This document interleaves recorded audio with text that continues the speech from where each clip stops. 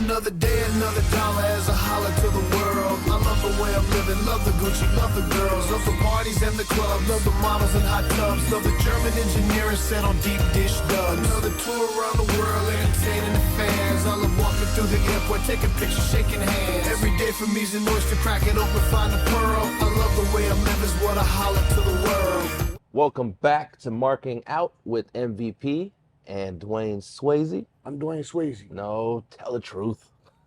Okay, I'm MVP. How you doing today, man?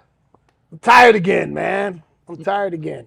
Last night was a late night. I watched Diego Lopez beat up John Silva, and me and Bobby were talking about it. We bet on it.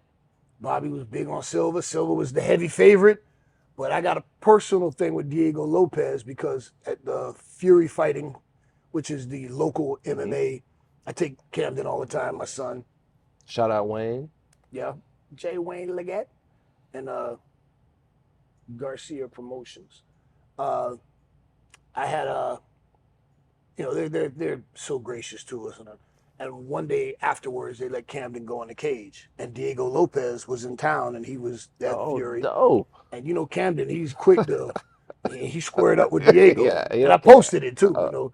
And Camden's throwing shots and throwing kicks, and him and finally they grabbed each other, started tussling a little bit, and Diego had enough of Camden and put him up on top of the cage. But it's so wholesome, and Diego was such a great guy, and now that's Camden's friend. Oh, okay, right on. Yeah, that's my friend. So Diego was a heavy underdog to John Silva, and he beat him up. He beat him up, left him bloody and bruised, and he looked like he wasn't even in a fight afterwards. So I was real happy to see that, and I was at Wayne's house. We were watching. Oh, okay, yeah. And then after that, we watched the card, the fight of the century, Bud Crawford and Canelo Alvarez, and you were Crawford the whole time, right? See, yes, but I was telling everybody I wasn't sure that Crawford would win because I said I wanted Crawford to win. I'm cheering for Crawford. But moving up in weight class, Canelo's bigger, stronger. I felt that Bud was the superior boxer, but that it couldn't be close because Canelo is the draw, a way bigger draw than Bud Crawford. I'm a Bud Crawford fan. Brother is just probably the greatest I've seen in my lifetime. We're definitely up there with the greats. And I was just concerned. I said, because me and Bobby talked about it, and I talked about this with a few people, but just that he would have to turn in the performance of his career because it couldn't be close. He would have to consistently outpace and outwork Canelo every round. And if he can do that, he can win, but it can't be close. And he did that, and I was thrilled. Every single round. I gave a standing O, man. I gave a standing O on that because I wanted to see him win. Yeah, belt to ass. And Canelo's been a great champ, man. Canelo's been amazing his whole career.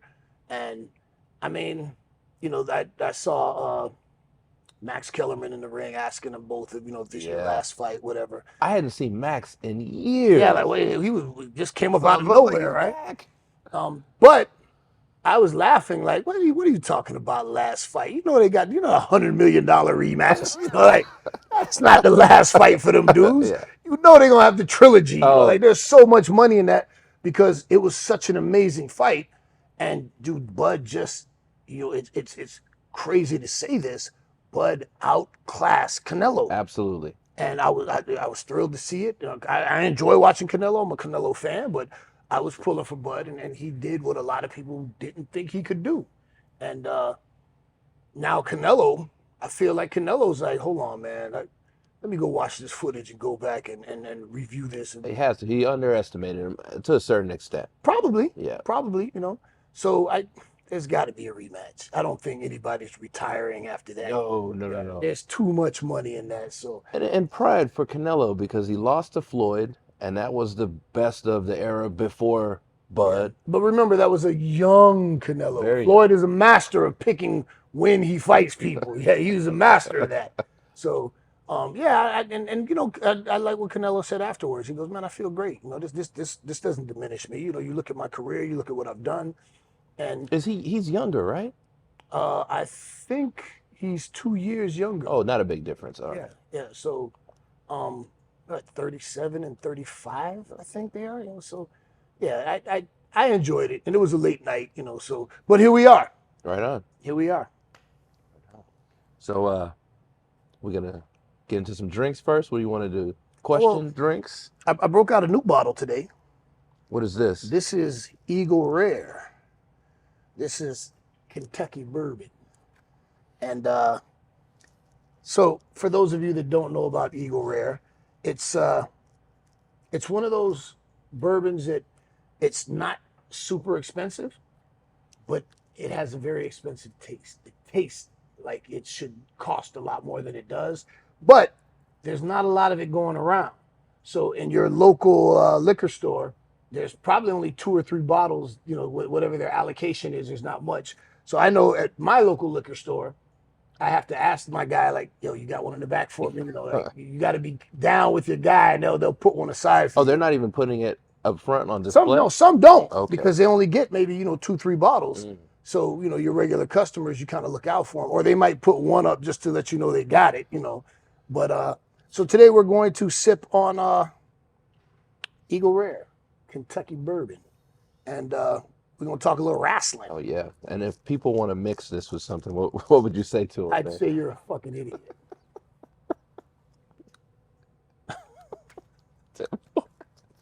How dare you? Which makes me want to tell a story real quick. Some years ago, many, many years ago, I had Camden's mother, as a matter of fact. I had a little get together at the house, the old Elijah Wan house. Right on. And she was telling me that her friend was coming, and she goes, "Oh, you're gonna like my friend. She drinks whiskey." And not a lot of women drink whiskey, so I was like, "Oh wow, okay, cool."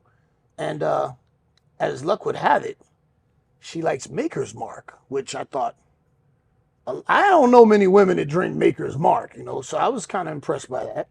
So when she came over, I offered her, I said, "Well, if you like whiskey, let me introduce you to Hibiki." And at the time, I'm wrestling in Japan. So I break out the Hibiki 30. And this is when the Hibiki 30, everybody ain't know about it yet. At that time, it was like $800 a bottle, maybe $900, somewhere around that range. And I bring her some Hibiki 30. And I pour some Hibiki 30 for her. And I hand her the glass. And she takes a sip. And she makes a face. And she goes, "Can I get some Coca-Cola with that?" And I made a face. And I said, "Absolutely not. Give me that back. You can have Maker's Mark." Yeah. You can put whatever you want in that. So here's to sitting around talking about some wrestling. You need to pour yourself a drink of whatever it is you drink: water, Kool-Aid, Pepsi, Coke, Dr. Pepper, bourbon, whiskey, tequila, whatever you like, or nothing at all. It's your choice. And once you do that, come back here, hit the like button, subscribe, leave a comment, and join the conversation, because old Dwayne Swayze got some questions for me, and I'm going to answer them, and we're going to have a good time. All right. So first up for today, how hard was it to transition from wrestling being your passion to making it your business? It wasn't hard at all. Initially, professional wrestling, when I was coming up on the indies, was just something I was very passionate about. And it's funny how quickly things change, right? Because I remember thinking, man, if I could just make $1,000 a week wrestling, I'd be happy. I get 1 gig a week, get paid $1,000. I'd be happy making $52,000 a year wrestling, you know, at the point when I was getting 25, $50 a show. And, but then when I really poured myself into it and decided that I wanted it to be a career, then I thought, wow, you know, if I could go to Japan and be a full-time gaijin wrestler in Japan, making $100,000 a year, and then doing some indies, you know, here in the States for the people that are into Japanese wrestling, and you know, that'd be pretty cool. The business end of it didn't really hit until I made it to WWE. However, the economics of professional wrestling hit me way before that because I lived in Miami, and you know, Florida's a peninsula. I'm at the bottom of that peninsula. So trying to get booked in other places, you know, at the time, you know, it was Tampa, Orlando, and then other little Ocoee and, you know, Tallahassee. So All not Miami. no, absolutely not. And I had an expedition at the time. So that's a gas guzzler. Right. You know? And I'm only, at the time, I was one of the over guys on the Florida indie scene, and I was making $100 a show, which was pretty good money for an indie guy who was over in Florida. That was gas, you know, up and back, not counting your meal, Right on. not counting a hotel room. And at that point, I wasn't a talent that had enough of a name that the promoter is going to bring me in, pay for my hotel and all that. And I've talked about this before, and I'll talk about this now. I used to sell weed and steroids to support my wrestling habit. I would bring cannabis, that gas too, that Afghani Kush, and you know, testosterone and things like that I got from a Chinese connection that I had. And I would, after the show, I'd be posted up in the corner, and people would go get their money from the promoter, and then they'd come up and, you know, what you need, brother? And you know, oh man, I need some smoke. You know, okay, here you go. So as soon as they get their cash, Yeah, they it's come coming right right over. Yeah, and you know, you'd have guys that would come over. Yeah, I need like that scene from The Wrestler, where Randy the Ram is talking to the dude, and he breaks out the bag, and he's got the growth hormone and test and D-ball and you know. And that's how I supported my wrestling habit, because I wasn't making enough money. But now, after I'm selling the gas and the gas, okay, well, now I can afford a hotel room, and now I can afford to eat a decent meal, and now, you know, I got gas to get me back home, and that's when I understood the economics of wrestling, because as passionate as you are about it, it cost me money to wrestle. And, you know, I took pride in my gear, so I was always getting nice new gear made. My wrestling boots, Stagecoach, were expensive boots back then. And then when I got into WWE, where now we have contracts, and I had a developmental contract, which was $500 a week. And I'll never forget, some of my indie fans drove up from Florida to Deep South, and they, you know, they supported me. You know, they were real close. And I showed them my WWE check, like this is my indie check. Like, look, and they looked at it and they went, "That's it? It's $500." They thought, well, you're in WWE now. Don't you make thousands of dollars? Oh, Like, okay. no, this is AAA, baby. I ain't got called up yet. I made $500 and had to pay my own taxes on that $500. But were you just wrestling one time a week? No, because you had to go train every day. You had to go to Deep South, and every day that's what Bill DeMott doing 500 squats and standing on the top turnbuckles, doing ninja training, squatting on it, like people were crisscrossing. Well, like, you guys have heard the stories, you know. But it was when I got called up and got to do a few loops on the road. Oh, actually, before that, I remember talking to John Laurinaitis. I had asked him for a raise, and then I got bumped up to $750. Ooh, man, now I could afford some extra chicken wings and beer, you know, like, because I was living on a budget, you know. And it wasn't until I got called up to the main roster where it was explained to me, okay, now you're on a booking contract. Now you have a downside guarantee. If you're on the live events, you're going to get paid for every live event you're on. You're going to get paid. The whole pay structure's changed now, but you're going to get paid for every pay-per-view you're on, you know, certain appearances. And, you know, that's when I started seeing like, oh, now I'm seeing six figures. And now I meet my tax accountant and this and that. And, you know, I had OGs explaining to me about paying your taxes and not living beyond your means and understanding that this is your career now. So yeah, you still got to be passionate about your career, but this is how you earn your money. This is how you earn your keep. And you know, I've talked about this before too. A lot of people thought that I got fired from WWE my first run. I asked for my release. I was making, man, my best year, I was just shy of $1 million. It was like 880 or 80, you know, I was doing great. And I took a pay cut. I asked for my release. They were trying to give me a 5-year deal. And I said, no, I don't want to resign. I want to go to Japan. Because I needed to rekindle my passion. Because at this point, it had become the job. And I saw at that time a lot of wrestlers who were miserable. They weren't happy because of how they were being booked, how they were being used, you know, how we were being treated, and that the WWE corporate culture of that time. And I promised myself I never wanted to be the guy showing up for the check. And I remember, you know, there was, you know, some guys who you would know if I said their names, but, you know, they had kids in private school, and, you know, they had an RV and a boat and a house and the country club membership for their golfing, and, you know, and they had a lifestyle that they had to maintain. They weren't happy, but they needed it was business. And I asked for my release and took a massive pay cut to go to Japan because I wanted to be passionate again. I stopped being passionate, and it just became, I'm going to work. And I mean, once you get in the ring, lace up, and you know, that passion is always there, but it just felt different because the love had been almost sucked out of me at that point with just how things were for me at that time.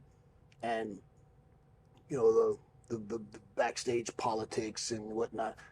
I wanted to love wrestling again. So I went to New Japan, and it was a bad business decision, but I felt my passion was rekindled. And my dream was always to wrestle in Japan. I've talked about it plenty of times where my goal was WrestleMania. My dream was Wrestle Kingdom. And I wanted to realize that dream. And once I got to Japan, oh man, I was loving wrestling again. I was making considerably less money, but I had done well enough with WWE that I wasn't hurting for money at all.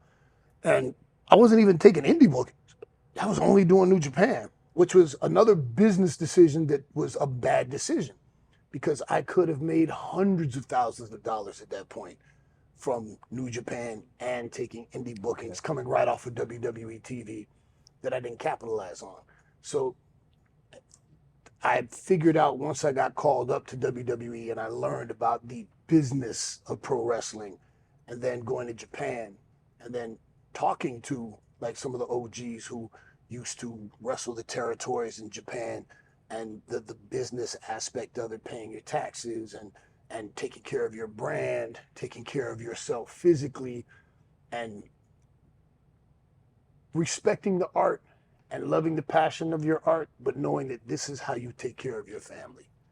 So it was a really cool journey, but once I got to WWE, because like I said, I still had that unbridled passion, but that's when I learned about the business. And you know, I said in the episode with Tony Storm, you look at all the fuckery on the indies when there's no money involved. And then once you get up to the major leagues where there's potentially millions of dollars involved, you have to change your perspective and your approach to the game. Because, yeah, this isn't just your passion play anymore. This is how you take care of your family. It's how you pay your bills. What separates a match that gets a standing ovation live from one that becomes timeless on tape years later? What's separate? Technology?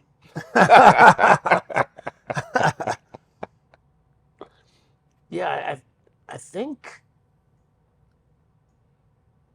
if it's a match that gets a standing ovation live, I think the only difference between that and what you're saying is how many people get a chance to see it, how it's been captured. If it's um, some people say that Ricky Steamboat versus Randy Savage at WrestleMania was the greatest wrestling match of all time. And, you know, when you watch that match to this day, it stands up like, wow. But we have accessibility to it. You can still watch it. There are lots of matches. Ric Flair told me some of the matches he had with Steamboat that weren't televised or were just, you know, throughout the Carolinas when they were working, you know, the only people that saw them were the people that were there in attendance that night. And he said the best matches that he had with Steamboat, you didn't see them because That's wild to think, man. You That's know? wild. and it is crazy because I've had matches on live events that were insane, and you just knew when it was done. Like, yeah, we did something tonight. I've been digging for that Shelton and Shelton and Tupelo. Tupelo, Mississippi, man. Tupelo, Mississippi. That was one of my all-time best matches. Me and Shelton tore it up that night.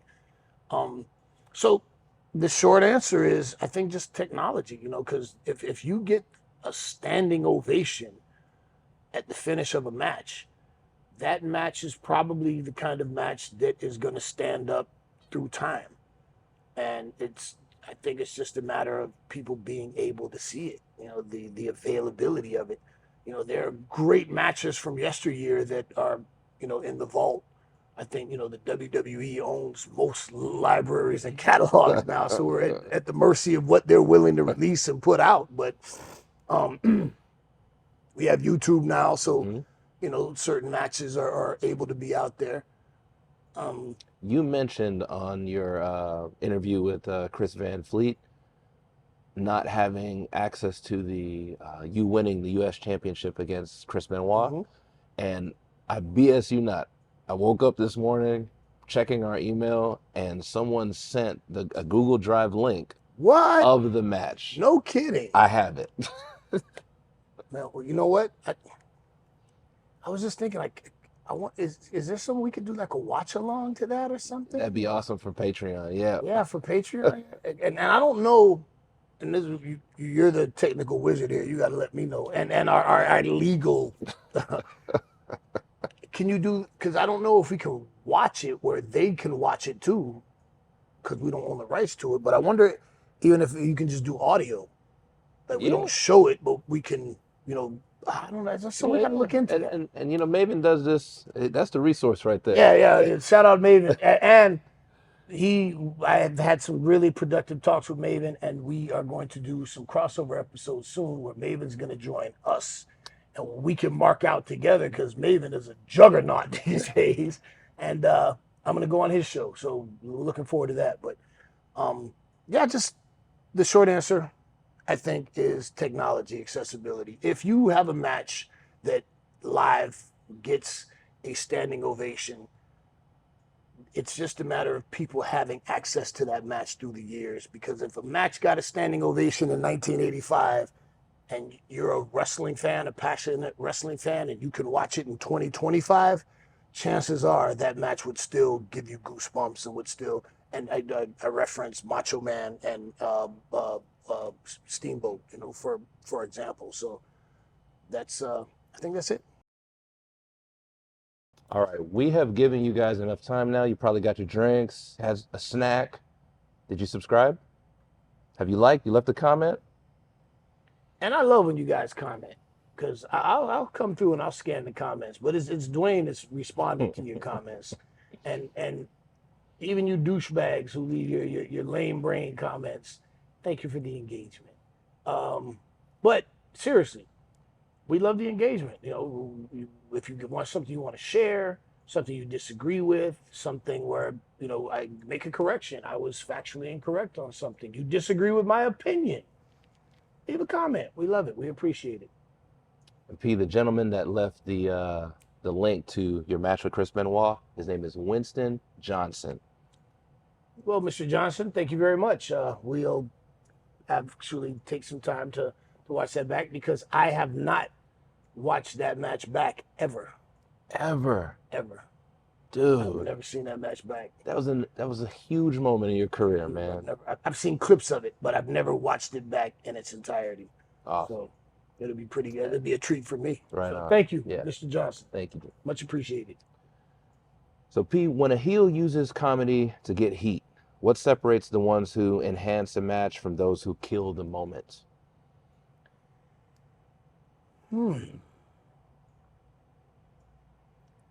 That's one of those intuition things. That's one of those, because there's no hard or fast rule on that. All of that is feel.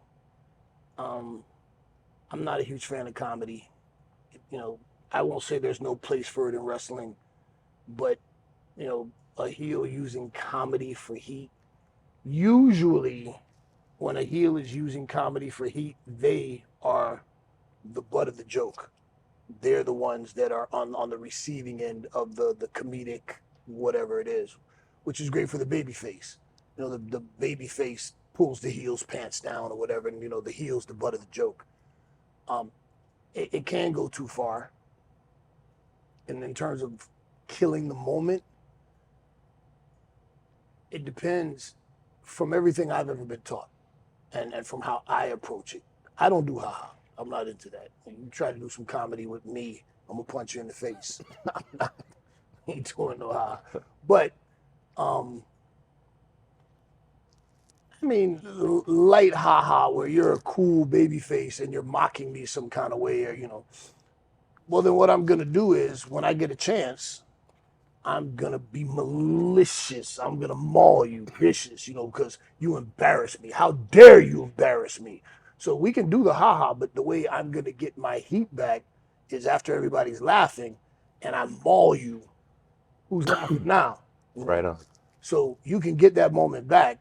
I don't think you kill the moment. It's all in the application. And what is the moment? What is the comedy spot? How was it done? There's so many variations to that, to contextualize it. But I would say, in short, usually the babyface does something where the heel is on the receiving end of the comedic action, where everybody's laughing at the heel.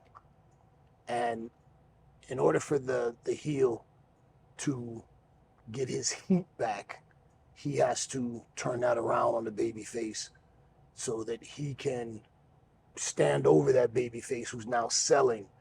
And who's laughing now, huh? Yeah, boom, kick, punch, laugh now, You think this funny, huh? You think it's funny?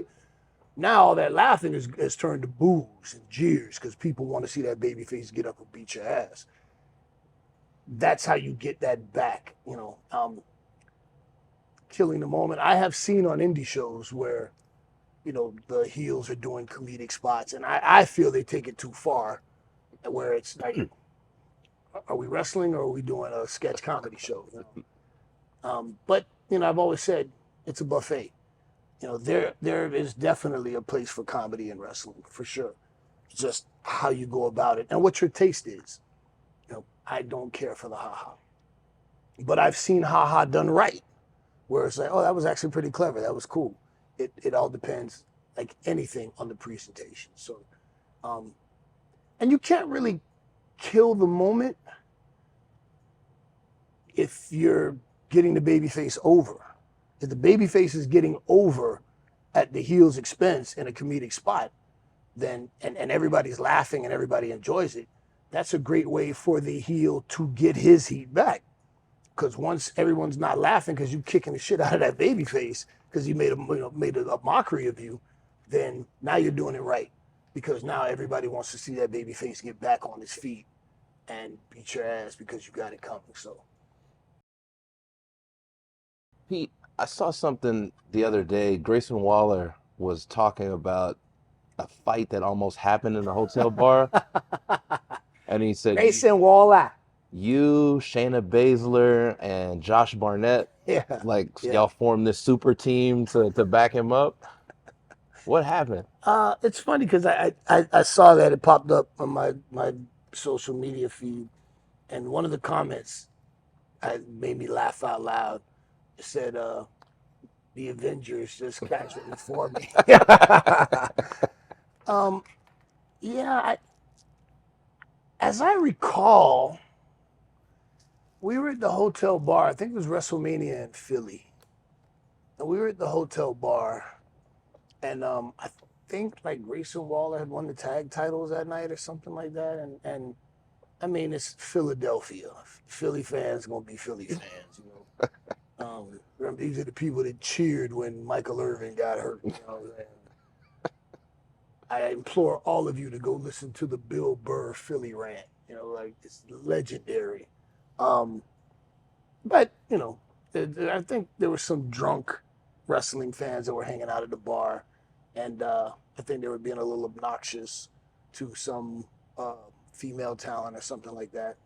And if I recall correctly, I think Grayson Waller was just kind of telling the guys like, you know, back off, chill out or whatever. And they Standing up for the yeah, like, man, ladies. chill out, Okay. man. You know, and I think they got kind of drunk, obnoxious, and, you know, tried to bow up.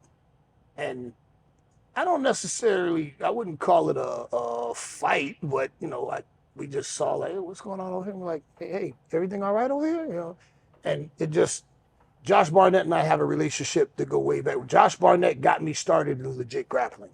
When when we met years ago backstage at a WWE show, Harry Smith introduced me, and I've been a Josh Barnett fan, and we talked about, you know, submission grappling, and I started like right when I started training in Brazilian Jiu-Jitsu. I was still a white belt. He invited me to come out to California to train, and I remember it was actually funny. The teacher we had at the time was a young black belt, and he used to say in class, "I hate the gi," because he wanted to be a fighter. He wanted to be an MMA fighter. I'm like, you don't say that in class, you know. And he wasn't the best teacher. And this is right around the time. Oh yeah, this is right after I gave my notice to New Japan. Okay. When I just took a year off from wrestling, and I just immersed myself in submission grappling.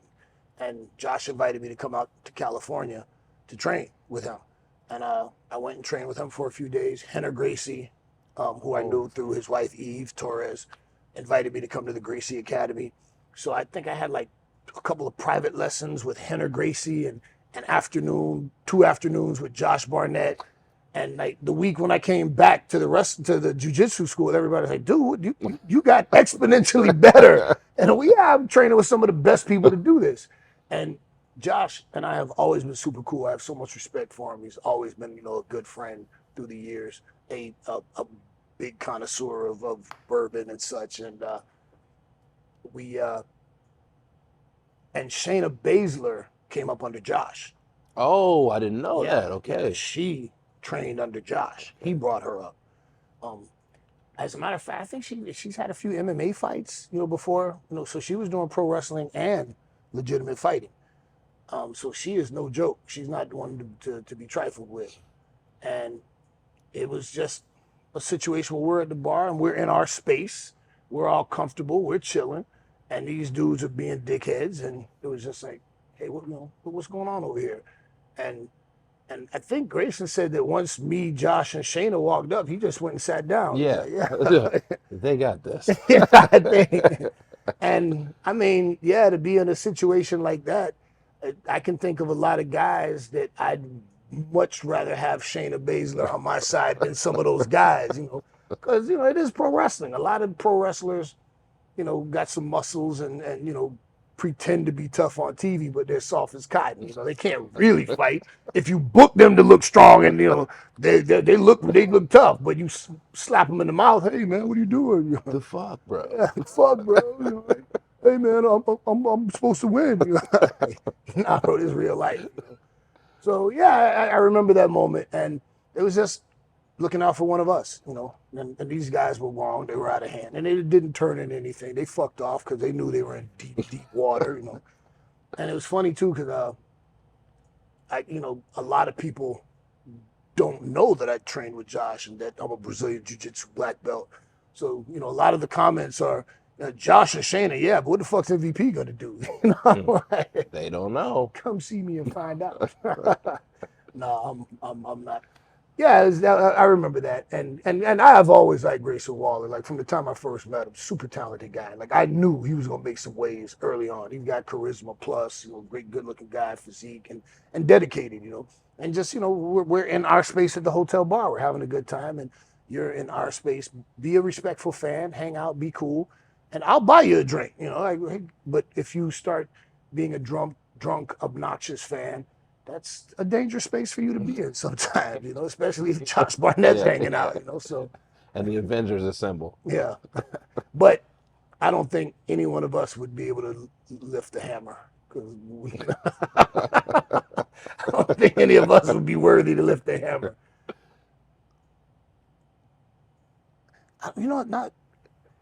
Can you drink and lift Thor's hammer? Does that make you unworthy? No, because Thor drank, right?